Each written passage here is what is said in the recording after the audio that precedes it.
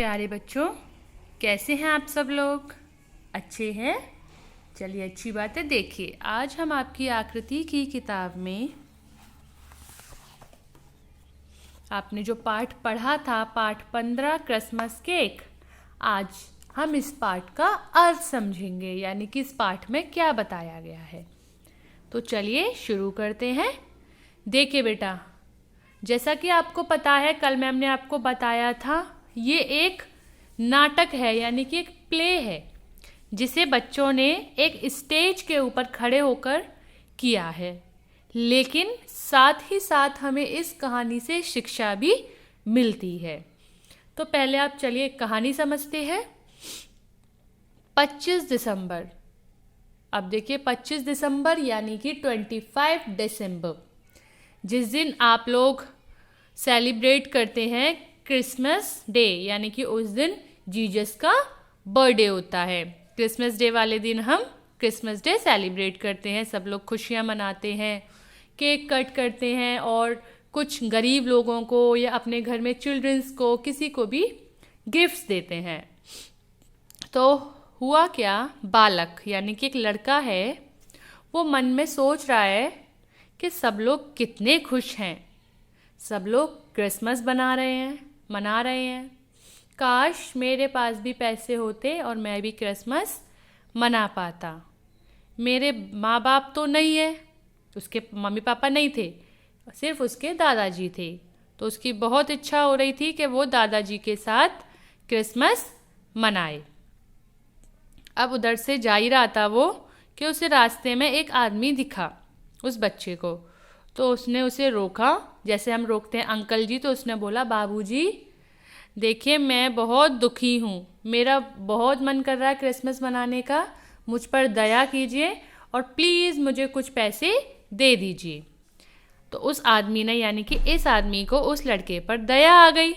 उसने क्या किया, अपने पॉकेट में से पैसे निकाले और उस लड़के को दे दिए। लड़का पैसों को गिनने लगा, 10, 20, 30, 40, 50 रुपये हो गए। वो बहुत खुश हो गया और कहने लगा, वाह, अब तो मैं भी क्रिसमस मनाऊंगा, मेरे पास कितने सारे पैसे हो गए।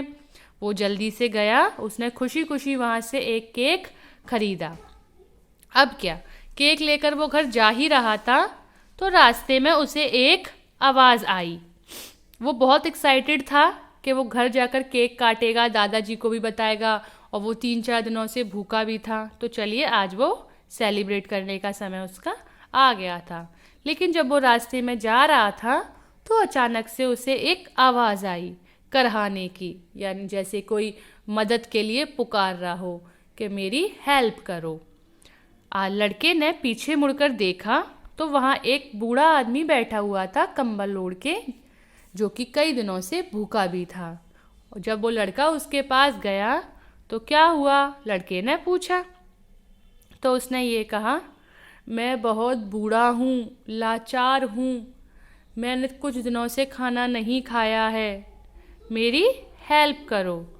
लड़का वहाँ से जाने लगा।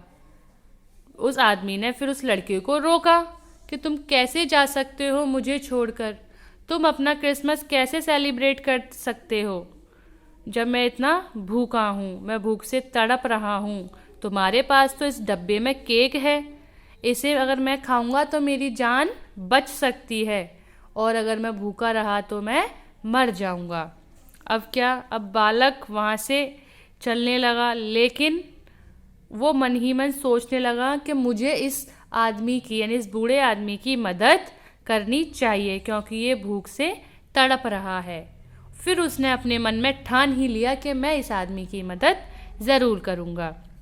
उसने केक निकाला और वो केक जो है उस गरीब आदमी को दे दिया। आदमी ने वो केक लिया और धीरे धीरे करके अपने घर की तरफ वो जाने लगा।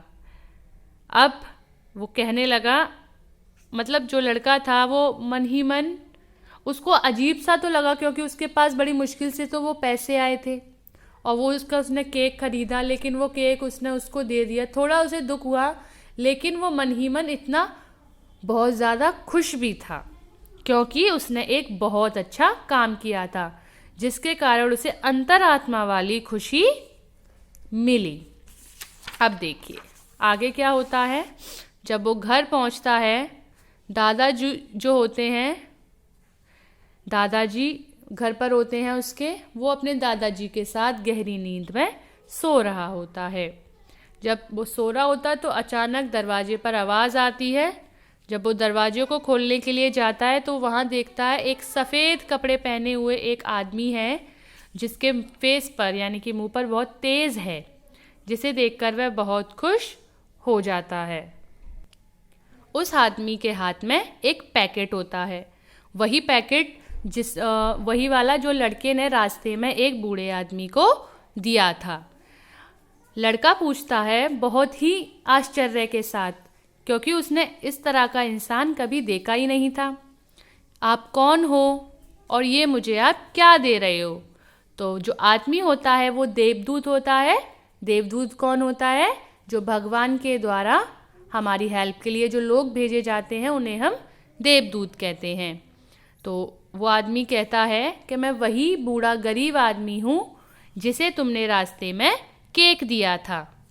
तो बालक कहता है, जो लड़का होता है, कि मेरे समझ तो कुछ नहीं आ रहा है, वो आदमी तो बहुत बूढ़ा था, बीमार था। तो आदमी ने बोला तुमने मेरी हेल्प की थी, यानी कि उस आदमी की हेल्प की थी जो बूढ़ा है। सही मायने में क्रिसमस मनाना सिर्फ केक खाना या केक काटना नहीं होता है, दूसरों की मदद करना ही त्योहार होता है। इसलिए मैं तुम्हारे पास आया हूँ और तुम्हें ये समझाना चाहता हूँ कि तुमने जो नेक कार्य किया है वही क्रिसमस को सेलिब्रेट करना यानी कि मनाना है। अब बालक जो है वो बहुत देर तक सोचता रहता है, ये क्या हुआ, ये कौन है। बालक को उसने आदमी ने वो केक दिया और बालक जो है उस केक को लेकर घर में गया। थोड़ी देर तक वो सोचता रहा, क्या सही में मैंने कोई अच्छा काम किया है, कोई नेक काम किया है। लेकिन देवदूत ने बताया, हाँ बच्चे, जैसा कि अभी आपको बताया कि तुमने सचमुच दूसरों की हेल्प की है, तो तुमने ये नेक कार्य किया है और दूसरों की हेल्प करना ही त्योहार को मनाना होता है। बालक जाता है और उस केक को अपने दादाजी को दे देता है और इतने में जो देवदूत होता है वो गायब हो जाता है। तो समझ में आया बेटा आपको इस कहानी का अर्थ? चाहे हम किसी भी स्थिति में हो, अगर हम किसी की हेल्प कर सकते हैं तो हमें उनकी हेल्प ज़रूर करनी चाहिए। ठीक है बेटा? तो अब आपका गृह कार्य ये है, मैम ने कुछ कठिन शब्दों को इस पाठ में रेखांकित किया है। ये कठिन शब्द आपको अपनी कार्य पुस्तिका में लिखने हैं और अच्छे से याद करने हैं। अगली कक्षा में हम इन कठिन शब्दों का श्रुत लेख लेंगे। बाय।